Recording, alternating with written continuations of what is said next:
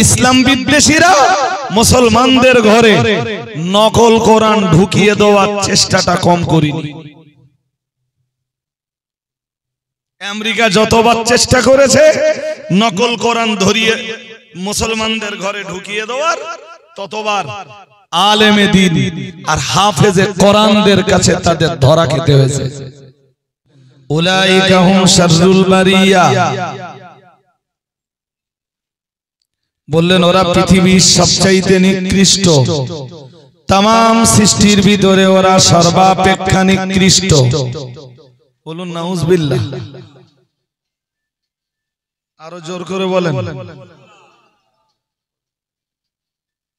যিনি যেই হন, মাস্টার, ডাক্তার, ইঞ্জিনিয়ার, দার্শনিক, বৈজ্ঞানিক, ঐতিহাসিক, ভৌগোলিক, যিনি যেই হন, যার ঈমান নেই আল্লাহর বিচারে সে तमाम সৃষ্টি সর্বাপেক্ষা নিকৃষ্ট।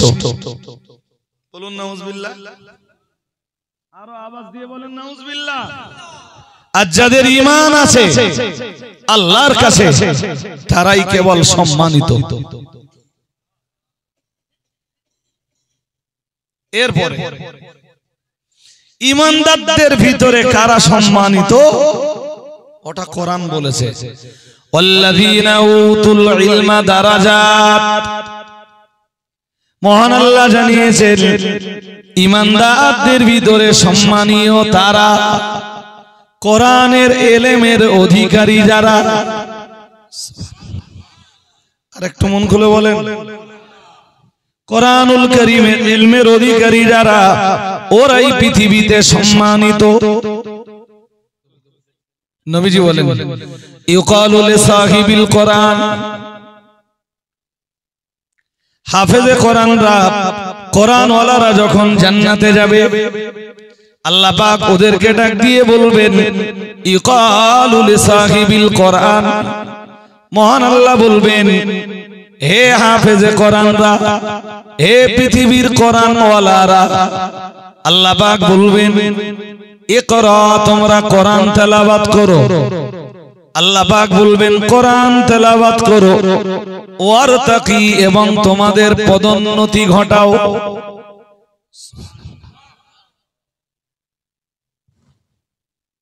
এই জান্নাত বহু ফ্লোর বিশিষ্ট। জান্নাত কত তলা আমি বলতে পারবো না। তো এই হাদিসটা শুনলে আপনারা কিছুটা আন্দাজ করতে পারবেন। কোরআন ওয়ালাদেরকে আল্লাহ ডাক দিয়ে বলবেন তোমরা কোরআন পড়ো, একটা একটা আয়াত পড়ো, একটা একটা প্লট টপকে যাও। সুবহানাল্লাহ বলুন।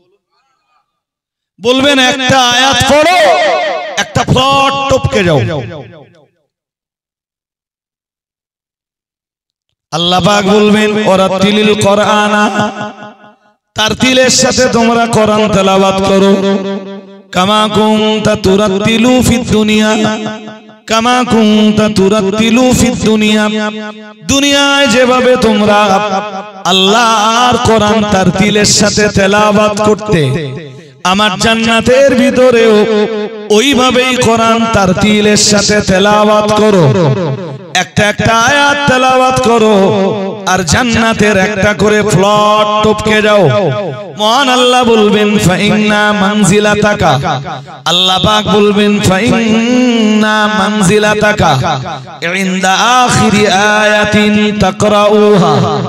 জান্নাতের এইভাবে একটা একটা আয়াত পড়তে পড়তে আর একটা একটা প্লট টপকাতে টপকাতে যে জায়গায় যে তোমার কোরআন তেলাওয়াত বন্ধ হয়ে যাবে, আমি আল্লাহ জান্নাতের ওই ফলকটাই তোমার জন্য নির্ধারণ করে দিব।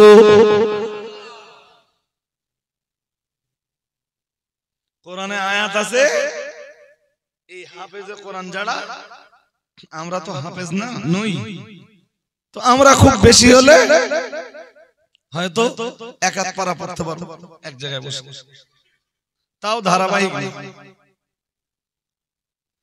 কিন্তু হাফেজদের ক্ষেত্রে এমন হাফেজ আছে 30 পারা পূর্ণাঙ্গ কোরআন এক জায়গায় বসে পড়বে, 50 জন কোরআন খুলে বসে থাকবে,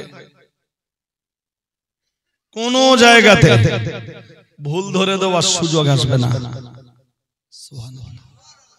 আরেকটু মন খুলে বলেন।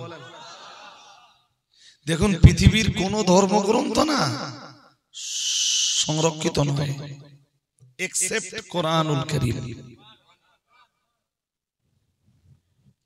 খ্রিস্টানরা বলতে পারে না তাদের ধর্মগ্রন্থ সুরক্ষিত, তাদের ধর্মগ্রন্থ সংরক্ষিত।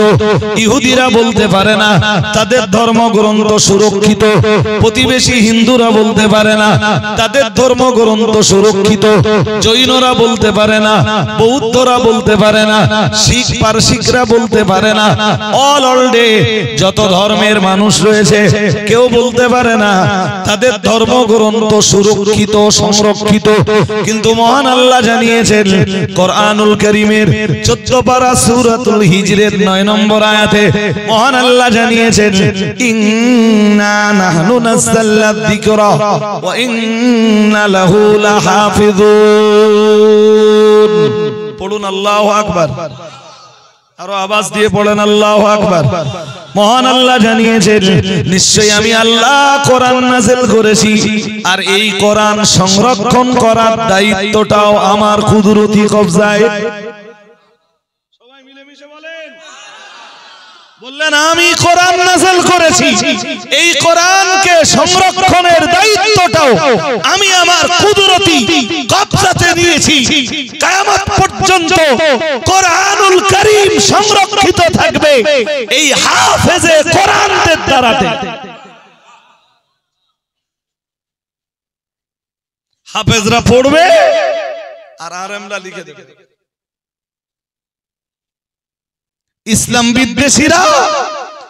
ইসলাম বিদ্বেষীরা মুসলমানদের ঘরে নকল কোরআন ঢুকিয়ে দেওয়ার চেষ্টাটা কম করেনি।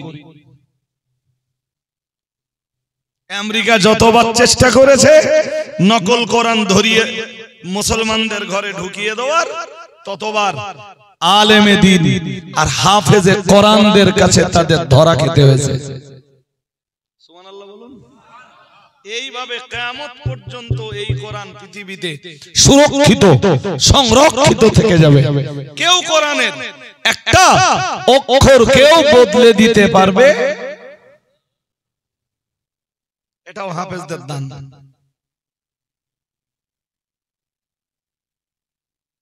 ভাই যারা ইঞ্জিনিয়ার হয়, ডাক্তার হয়, হাইকোর্ট সুপ্রিম কোর্টের জাস্টিস হয়, ওদের ব্রেন একেবারে খারাপ না বলো?